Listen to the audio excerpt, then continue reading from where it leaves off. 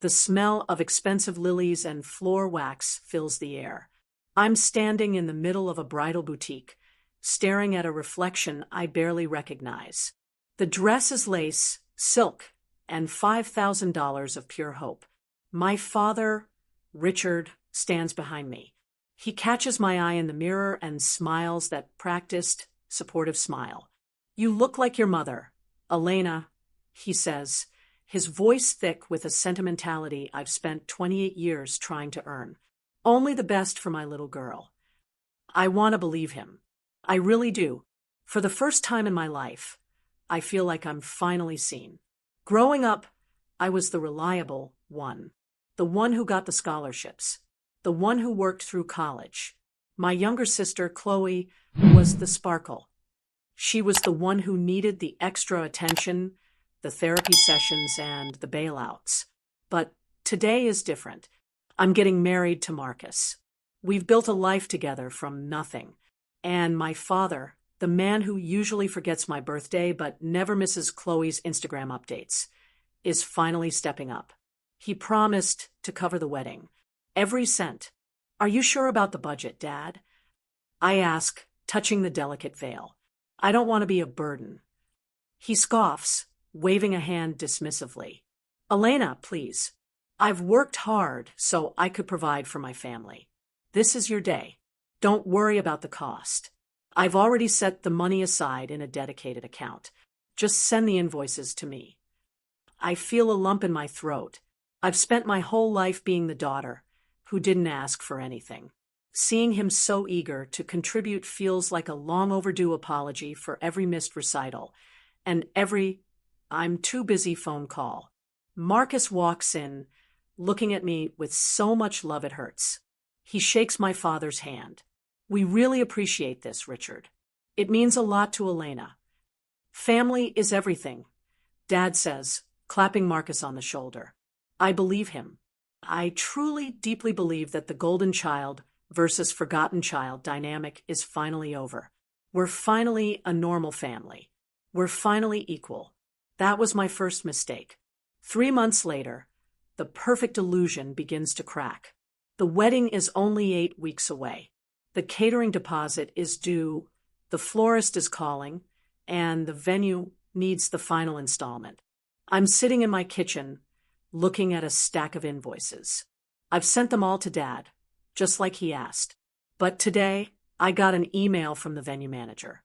"Dear Elena, we haven't received the wire transfer.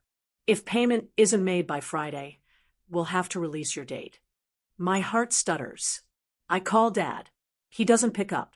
I call again, straight to voicemail.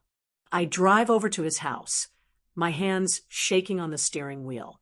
I find his car in the driveway, but when I walk toward the front door, I hear laughter coming from the backyard. I walk around the side of the house. There's a party happening. Not just a party, a celebration. There are balloons, a giant congratulations banner, and enough champagne to drown a fleet. In the center of it all is Chloe. She's glowing, holding up her hand to show off a diamond that looks like a small ice cube. Beside her is her boyfriend of 3 months, Jax, a guy who has "unemployed musician" written all over his leather vest. There she is. Chloe screams when she sees me. She runs over, spilling her drink. "Elena, did Dad tell you? We're getting married. In Vegas. Next week." I blink, confused. "Next week? Chloe, that's great, but Dad, can I talk to you?" My father looks at me, and for the first time in months, the warmth is gone. He looks annoyed, like I'm a bill collector interrupting his vacation. "Not now, Elena," he muters. "We're celebrating." The venue called. I whisper, trying to keep my voice steady. "The payment didn't go through. They're going to cancel the wedding. Dad." He sighs, a long, theatrical sound of exhaustion. He leads me away from the crowd, near the rose bushes. "Look, Elena," he says, his voice low. "Things have shifted. Chloe's situation is urgent. She's finally found someone who makes her happy. But Jax has some debts, and Chloe wants a specific ceremony in the desert. It's expensive. What does that have to do with me? I ask, though a cold dread is settling in my stomach. I had to use the wedding fund, he says, not even looking me in the eye. All of it. Chloe needed it more. You're stable, Elena. You and Marcus have jobs. You're adults. Chloe, she needs this win. I felt invisible. No, it was worse than that. I felt erased. You gave my wedding money to Chloe for a whim? For a guy she met 90 days ago. My voice is rising. I didn't give it to her. Dad snaps. I invested in her future. You've always been so selfish, Elena. Always counting pennies. Can't you just be happy for your sister for once? I look at him, really look at him, and realize I've been chasing a ghost. He didn't see me in that bridal shop. He saw a duty he wanted to get over with. Chloe was the one he loved. I was just the one he tolerated. That was the moment everything changed. I drive home in a daze. I don't even remember the turns I took. When I walk through the door, Marcus is there, sensing the shift in the air immediately. Elena, what happened? Did he pay? I can't even speak. I just shake my head and collapse onto the sofa. The tears don't come at first. It's just a hollow, sucking vacuum in my chest. I tell him everything. The party, the diamond, the urgent Vegas wedding, the fact that our $30,000 wedding fund, money Dad insisted on handling so he could feel involved, is gone. Spent on a sister who has never worked a day in her life. We'll cancel, Marcus says, sitting beside me, his face grim. We'll go to the courthouse. It's okay, Elena. I just want you. No, I whisper. It's not okay. It's not about the party. It's about the fact that I've spent my entire life being the good daughter, so I wouldn't be a burden, only to realize that by being no trouble at all, I made myself worthless to them. My phone pings. It's the family group chat. Chloe is posting photos of her bridal suite in Vegas. Dad is commenting, anything for my princess. My mother, who always follows Dad's lead, adds, Elena, stop being so sour. We'll help you with a nice potluck dinner in the park later this year. Let Chloe have her moment. A potluck. They wanted to replace my dream with a potluck because Chloe wanted a desert rave. I spend the next 3 days in bed. I feel like I'm grieving a death. Not the death of a person, but the death of the lie I told myself. I trusted them. I thought I was finally part of the inner circle. Marcus stays by my side, but he's angry too. Your dad didn't just take the money, Elena. He took the credit. He told everyone at that party that he was taking care of both his girls. He's playing the hero while he leaves you with the bill. That's when it clicks. The betrayal isn't just the money. It's the reputation. My father is a man who thrives on being seen as the generous patriarch. He loves the thank yous. He loves the prestige of the father of the bride role. He thinks I'm the reliable one. He thinks I'll just cry, accept the potluck, and keep his secret, so the family looks good. He thinks I won't fight back because I never have. I sit up. The vacuum in my chest is replaced by a cold, hard stone. Marcus, I say, my voice cracking but firm. We aren't canceling the wedding. How? We don't have $30,000 lying around. I have a plan, I say, but it involves letting Dad think he's still the hero for a little while longer. They thought I wouldn't fight back. They were wrong. The first thing I do is call the venue. I explain the accounting error and pay the deposit using my own emergency savings, money Marcus and I had set aside for a house down payment. It hurts to see those numbers leave my account, but this isn't just a wedding anymore. It's a mission. Next, I go to my father's office. I don't scream. I don't cry. I play the part he expects. Dad, I say, looking down at my shoes. I'm sorry I overreacted. You're right. Chloe needs the support. Marcus, and I will figure it out. He beams. He actually looks relieved. That's my girl. I knew you'd understand. You've always been the strong one, Elena. But I continue. I don't want the guests to know. It would be embarrassing for the family if people knew you couldn't cover it after you promised. Let's just keep the arrangement on paper. I'll send you the invoices for your records, and I'll handle the vendors personally so you don't have to be bothered with the paperwork during Chloe's wedding. Perfect, he says, not even questioning the logic. Whatever makes it easier. Then I start digging. If my father had $30,000 for my wedding and spent it on Chloe, where did the rest of his wealth come from? My dad always acted like a high roller, but he worked in mid-level insurance. I go to my grandmother's house, Dad's mother. She's 80, sharp as a tack, and has always liked me more than Chloe because I'm the only one who visits her without asking for money. Grandma, I say over tea, did Dad ever talk to you about the inheritance from Grandpa? The one meant for the grandchildren's milestones. She looks at me over her glasses. You mean the trust? Richard was the executor. He was supposed to split that 50-50 between you and Chloe for your weddings or first homes. Why? Did he give you your share? My blood turns to ice. There was a trust. How much was in it? I ask. About 60,000. She says, he told me last month he was so proud to finally be handing it over to you for your big day. The math hits me like a physical blow. He didn't just spend his money on Chloe. He spent my half of the inheritance on her, too. He didn't pay for my sister out of his own pocket. He stole my future to fund her whims. And he was planning to let me believe he was doing me a favor by promising money he had already embezzled. I find the documents in Grandma's safe, copies Grandpa had insisted she keep, proof of the trust, proof of the intended split. I realized then that my father wasn't just a favor seeker. He was a thief in a tailored suit. I have the proof. I have the invoices. And now I have the motive. For the next month, I am the perfect daughter. I help Chloe plan her Vegas elopement, which has turned into a week-long resort takeover. I nod when Dad talks about how expensive it is to be a father of two brides. But behind the scenes, I'm working. I don't send the invoices to Dad for his records.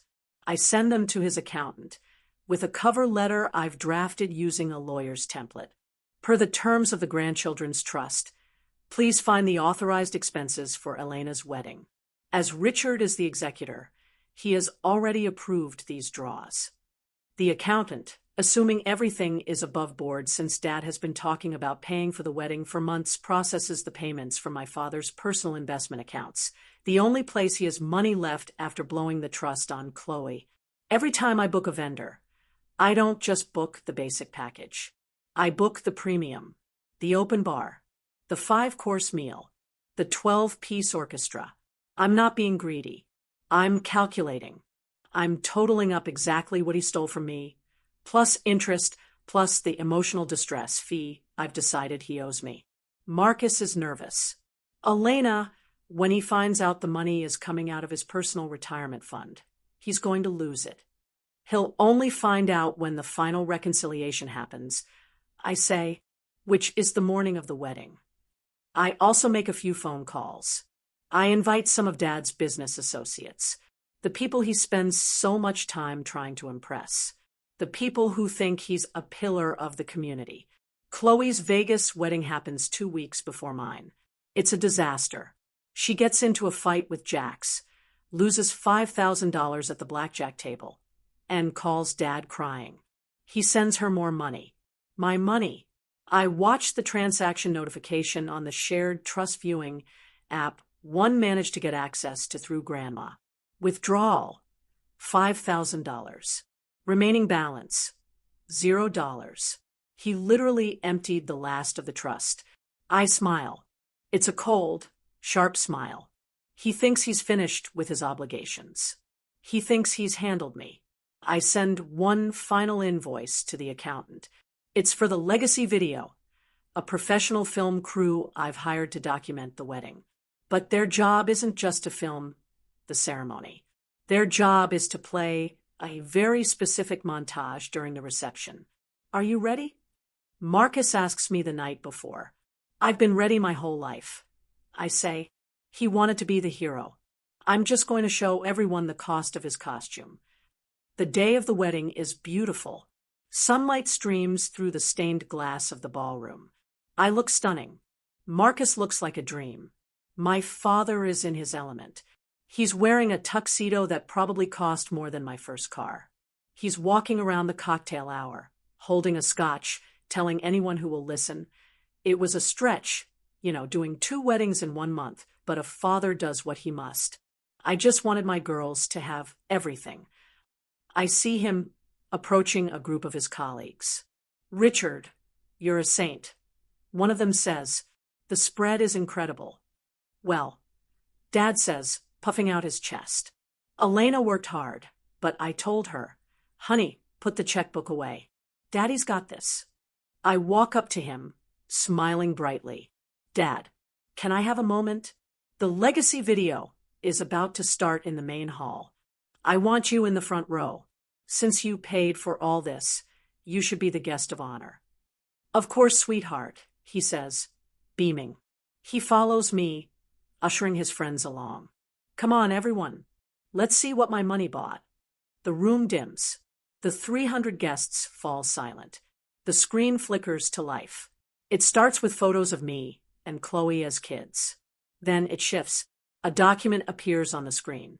It's the grandchildren's trust. A red highlighter circles the 50-50 split clause. A murmur ripples through the room. Dad's smile wavers. The next slide shows the bank statements from the last 3 months. Withdrawal for Chloe's Vegas suite. $12,000 source. Elena's trust. Withdrawal for Chloe's diamond. $15,000 source. Elena's trust. What is this? Dad whispers, his face turning a ghostly shade of gray. The video cuts to a recorded phone call. It's my voice and my father's voice from that day, by the rose bushes. I had to use the wedding fund, Elena. Chloe needed it more. You're stable. Chloe needs this win. The room is silent enough to hear a pin drop. My father looks like he's shrinking. His business associates are staring at him with expressions of pure disgust. But I'm not done. The final slide appears. It's a line item receipt for this wedding. Total cost, $45,000. Paid by Richard's personal retirement account. Authorized via trust embezzlement reconciliation. Beneath it in giant letters, it reads, "Thanks for finally paying me back, Dad. Every cent is accounted for." The lights come up. I'm standing on the stage with a microphone. I look directly at my father. My father told everyone he paid for this wedding out of the goodness of his heart. I say, my voice clear and steady. The truth is, he stole my inheritance to give my sister a second wedding she didn't earn. So, I took the liberty of charging him for this one. Since he loves the credit so much, I thought he'd appreciate the transparency. Chloe stands up, screaming, "You bitch! You ruined my reputation." "You ruined your own reputation the moment you took money that wasn't yours, Chloe." I say. My father tries to storm the stage, but Marcus steps in front of him. Marcus doesn't have to say a word. He's a foot taller and done with the drama. "Richard," one of the associates says, standing up, "we need to talk about that integrity speech you gave at the board meeting last week. This is pathetic." My father looks around the room. He looks at the guests, the cameras, the luxury he thought he was gifting me. He realizes he's not the hero. He's the villain in a room full of witnesses. "You're dead to me," he hisses at me. "No, Dad," I say, stepping down from the stage. "I'm finally alive. You're just broke." I turn to the band. "Play the next song. We have a party to finish." The aftermath was a slow-motion car crash for my family. My father tried to sue me to get the money back from the retirement account. His own lawyer told him to drop it. The moment he stepped into a courtroom, the evidence of his trust fund embezzlement would go from family drama to criminal charges. He had to choose between losing his retirement or going to jail. He chose the former. He's now working a consultant job he hates, living in a small apartment because he had to sell the patriarch house to cover his debts. Chloe and Jax, they lasted exactly 6 weeks. Jax left when the money ran out. Chloe tried to move back in with me, since we're sisters. I blocked her number. My mother calls me occasionally, crying about how divided the family is. I tell her the family was divided the moment they decided one daughter mattered more than the other. I just made the division permanent. As for me and Marcus, we used the remaining bits of my rightful trust, which I recovered through a formal audit, to buy a small, beautiful home with a garden. I don't look at the photos of the wedding and see a party. I see the day I stopped being a victim. I see the day I stopped waiting for permission to be important. I lost a father, a sister, and a mother. I lost the people who were supposed to love me unconditionally, but who only loved the version of me they could use. It was the best trade I ever made. I sit on my new porch, sipping tea, watching the sunset. There's no noise, no drama, and no invoices. Just peace. Sometimes losing your family is the price of finding yourself.